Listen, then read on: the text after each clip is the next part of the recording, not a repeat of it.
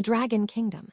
Meili's Witchbeast observation record VI won the journey to the Pleiades watchtower to prove the efficacy of Meili Portrout's power to the top brass of the kingdom was successful. Consequently, the 5 members of the Felt camp became the second group of people to reach the tower, preceded by Anastasia and Emilia. Although the group had to engage in a skirmish against the divine dragon Volcanica right as they were about to reach the tower, they figured out a way around its attacks, making it seem as though everything was going well. But it seems like that really isn't the case at all, Felt muttered, confirming all the pages in one of the books she picked up off the floor were blank, frowning and scratching her head. The scattered books weren't limited to just the ones around her. Hundreds of them had been pulled from the shelves and strewn across the floor of the room. Since this wasn't the doing of the book-hating Felt or anyone from her camp, only one logical conclusion could be drawn from this. I wonder if someone came here after Emilia and I left the Tuir, pondered Meili. Whoever that is must have pretty bad manners, commented Felt as she called her knight's name. Reinhard? Yes, my lady. If I remember correctly, the Witch of Envy's shrine is around here, right? She asked in a slightly lowered voice. Reinhard's blue eyes shuddered at her question. I'll go check it out right away. Ezo, please look after Lady Felt. Of course, leave it to me, Ezo replied. You should be careful as well. According to literature, the witch's shrine is shrouded in miasma, a toxic environment that can easily destroy a man's psyche. I'll be fine. I have the divine protection of anti-malignants. With that, Reinhard swiftly left the great library of Pleiades, seen off by Felt's nod. Meili looked puzzled as she also watched him run out with great urgency. Miss Meili, the young master is suspecting the involvement of the witch cult, explained Flam. The young master always considers the worst-case scenario, added Grassus.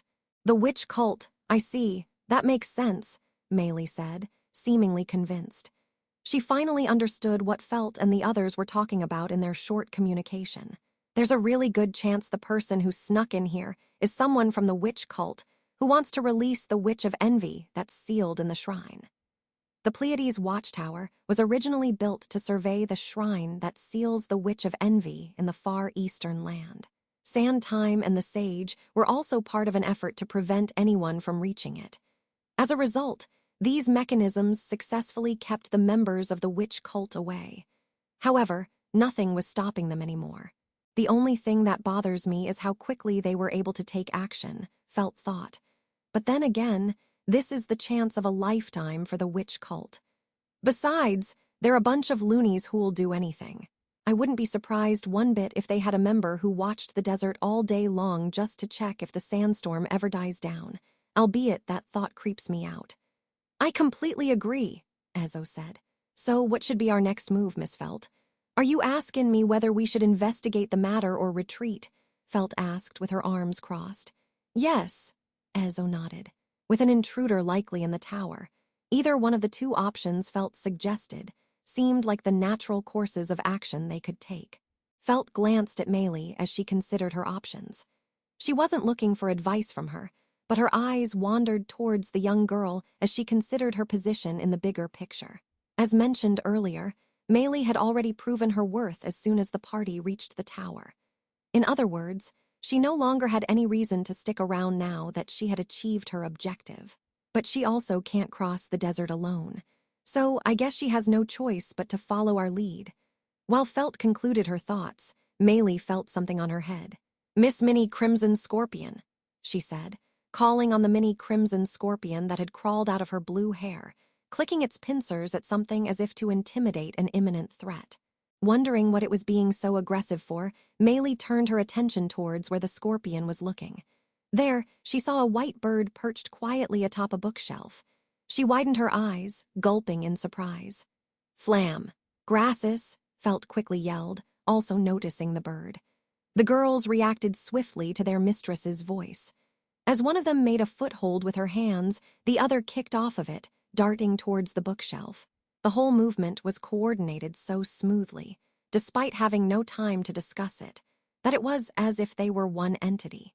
As the girl reached the bookshelf, she stretched out her arms to catch the bird. Right before she could, however, it spread its wings and flew away. The library was big, but was obviously less spacious than outside, so there weren't many places it could go. Despite this, it glided gracefully around the room after avoiding the girl. "It'll be a bit painful," Ezo said to the bird as it flew into a ball of water head first, causing it to drown in midair. It looked as though the inside of a bucket full of water was floating in the middle of the room. This was the doing of Ezo, who had produced the water with magic after extending his hands. He then began moving his hands, reshaping the water until only the bird's head emerged. A cage made of water was completed. "You took the good part, Master Ezo," said Flam. "Credit stealing mage," commented Grassus. "Stop whining. He wouldn't have been able to capture it if you two hadn't gotten it away from the bookshelf," Felt interjected. "Good job, Teach." "No, the true praise should be given to Miss Meili for noticing it in the first place," Ezo responded modestly. "I should have been more alert, I'm sorry." Meili wasn't listening to Ezo. Her attention was focused on the bird.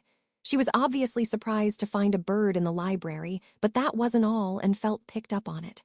"What's wrong, Meili?" asked Felt. "Do you recognize it?" "I saw them flying around the tower all the time," Meili said after a pause. "I also saw a few of them on the balcony. I remember Subaru being really creeped out by Theme." "All the time, huh?" Felt muttered. They looked like ordinary birds. In fact, Meili distinctly remembered her not being as creeped out as Subaru. However, she also had a feeling he must have had a good reason to be so. The captured bird made no movement or a single noise, as if it knew any resistance would be futile. "They are," Meili muttered without finishing her thought. The bird's dark eyes fixed on Meili, making her nervous. Its eyes were like a deep void, ready to draw all who stared into them into their depths. They reminded her of the feeling she had when she looked down the spiral staircase. "Ah," Meili whimpered, as a beam of light penetrated the head of the bird that was staring at her, causing it to explode right before her eyes. She needed some time to register what she had just witnessed. The beam had been fired by the mini crimson scorpion that was still on top of Meili's head. It had shot the bird with a beam that came out of the tip of its tail, just like House Shala would. "Wah, Miss Meili, why would you kill it?" Ez cried, bemoaning her sudden tyrannical action. It wasn't me," protested Meili. "Miss Minnie Crimson Scorpion did it without my permiss." However, the mini crimson scorpion started pulling her hair as she tried to explain herself. She didn't know what to make of its sudden insubordination. Or could it be, "Is there something you want to tell me?" Meili asked, sensing that there was more to its actions than met the eye. Before she could figure out what that was, however, she suddenly heard Felt click her tongue. "Meili," Felt shouted. "You said you saw more of these birds, right? Where?" "Huh, where are the other birds?" Felt repeated, closing in on Meili and shaking her by the shoulders. "I have a bad feeling about this." Meili looked dumbfounded. She pointed at the hallway that connected to the staircase, with Felt's desperate face inches away from hers. "Be beyond the wall that connects to the outside downstairs." Felt suddenly picked her up. "Give me directions," she demanded, as she started running. She rushed down the stairs at an unbelievable speed and arrived on the 4th floor. Ezo and her 2 retainers followed after her, but they were no match for her speed. "That why," Meili said. Felt ran like the wind in the direction Meili gave. They came to a wall that appeared to be a dead end, but upon closer look, they could see that there was a hallway hidden beyond the outer wall. Meili pointed at the wall. Felt followed her direction and found herself jumping outside, onto a balcony under a bright blue sky. There, they found a flock of the very same white birds. The two were speechless. There were about 100 of them, all completely silent. This sight alone gave Meili an eerie feeling, but what made it worse was how they all simultaneously turned their heads at the 2 of them as they stormed onto the balcony. Meili felt a chill run down her spine. "Don't let them get away," Felt yelled sharply. In the next moment, Felt dropped Meili to the floor. She then pulled out her 2 daggers, held them in a reverse grip, and lunged at the birds. She began swinging them, aiming at the birds' wings to stop them from flying away. However, she was utterly outnumbered, and the birds didn't stay still for long. They spread their wings, and all simultaneously flew away from the balcony. She couldn't stop all of them from flying away with only her 2 daggers.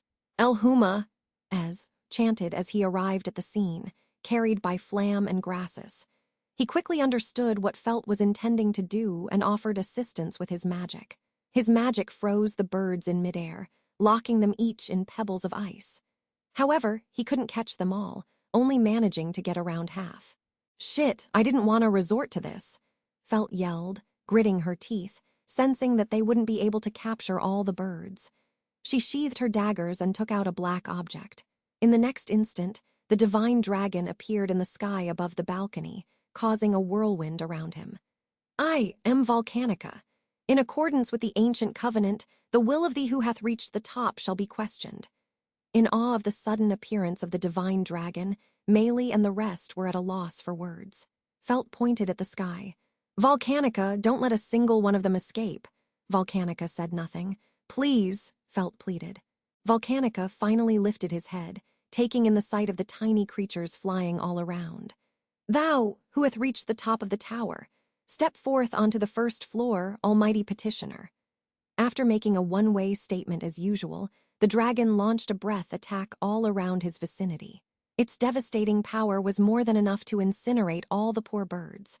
"Unbelievable," Meili muttered, slowly opening her eyes, which she had shut due to the brightness of the breath attack. She looked up to see all the birds and even the clouds gone, and only the clear sky created by the divine dragon spreading above her. 2. There was nothing wrong with the seal in the shrine, reported Reinhard, who had returned from surveying the Witch of Envy's shrine shortly after the flock of birds were exterminated. "However, considering the abnormal number of birds you had to deal with, I believe the tower and shrine are in need of new management, my lady." No one disagreed with Reinhard. They all understood very well that the tower and the shrine could greatly affect the world if not managed properly. "Why don't you try asking the divine dragon, Lady Felt?" suggested Flam. "Lady Felt, the divine dragon tamer," posited Grassus. "I plan on asking him to not let weirdos like members of the witch cult get near," Felt responded. "But there'll always be things that'll slip by, like those birds. It's practically impossible to prevent those sorts of intrusions. Why not just make him keep an eye on those as well and not just the witch cult?" asked Flam. "Make him stop everything," said Grassus. "That's easier said than done," Felt retorted, shrugging her shoulders as she frowned. "You know how forgetful that dragon is, don't ya?" Meanwhile, Volcanica was back at the entrance. Contrary to the responsive behavior he showed during the earlier emergency, he was back to his usual non-responsive self. Meili was curious if Felt also had the quality to communicate with the divine dragon like Emilia did. But she kept quiet as she thought this wasn't the right time to pursue this question. "As you suspected, Miss Felt, these aren't your ordinary birds," said Azo, who was inspecting the birds that were left on the balcony. He held the body of a bird that had one of its wings cut up by Felt, then placed his hand on its other wing. Suddenly, the bird's body started breaking down into glowing pieces and soon vanished. "Was that?" Meili uttered. "Are you telling me all of these birds are made up of mana?" "Precisely," said Azo. "Their bodies are made up similarly to that of an artificial spirit, high-level magic, to say the least. Not something you can see in modern times." "Even you can't do it, teach?" Felt asked. Azo paused for a moment. "It's a magic that's not passed down anymore. If given enough time, though, I can analyze it and figure out how it works." "Unfortunately, we don't have that luxury," Reinhard said, then turned his attention to Felt. "Lady Felt," Felt nodded at her knight's call. "There was someone watching us, but I'm pretty sure we prevented them from retrieving the birds. But we should keep someone by Meili's side for a while, just to be safe." "Me," Meili said. "Whoever was responsible for the birds is keen to learn about the tower," Reinhard explained. "They must also be interested in how to safely traverse the desert." Meili placed her hand on her chest as she listened to Reinhard. Then the mini crimson scorpion began clicking its pincers vigorously on top of her head. Seeing the scorpion's behavior, Felt let out a little groan. "We're not trying to scare you. As for our first objective, we got to learn that we can cross the desert with you by our side, and that the dragon won't attack us if we have the Talon. There were just as many good results from this trip as there were bad." "That's a poor way to make me feel better," Meili said, showing a little smile. "I'm such a shallow person. I came on this trip without expecting too much, and here I am scared and anxious that my mission is going to fail. It must mean that I'm so shallow that as soon as I even see a glimpse of a bright prospect, it makes me want to cling to it. Miss Felt, Sir Reinhard, began Azo, about our next course of action. I know, Felt interjected. You want to say that we shouldn't leave the tower unsupervised, right? I wonder what we should do next, too. There's the option to leave me here for the time being, suggested Reinhard. Meili watched from the sidelines as Felt and the others discussed their next move. The sight of this reminded her of the Amelia camp, and that made her long for her friends who were not there at the moment. I really am shallow, Meili mumbled to herself, feeling the weight of the mini crimson scorpion on her head and snapping out of her melancholic mood. She reminded herself that there were people by her side no matter how she was feeling. While Meili reflected on herself and Felt discussed their plan, an incident was taking place far away from the Augria sand dunes, the home of the Pleiades watchtower. Noticing that the poor lives of the birds had been snuffed out, a slender figure shuddered. Something must have happened to them, the figure said, lowering her eyes that were framed with long lashes. The figure prayed for the souls of the lost lives. The fact that none of them came back must mean something must have happened that prevented them from returning, and it is extremely uncommon for such a thing to happen there. However, as to whether I should be happy about that or not, I do not know. But why would anyone do something so cruel? The birds, with their pure white wings and innocent eyes, epitomized purity. The idea that they were so mercilessly destroyed incredibly hurt the figure and caused her great anguish. But even so, a smooth, clear voice resonated from the figure's thin lips, vibrating the air around her and proving her existence in the world. I wish I could understand them, every single one of them. She prayed, adored, pitied, loved, and hopelessly longed for everything and everyone, including what had been lost and those who lost them. And,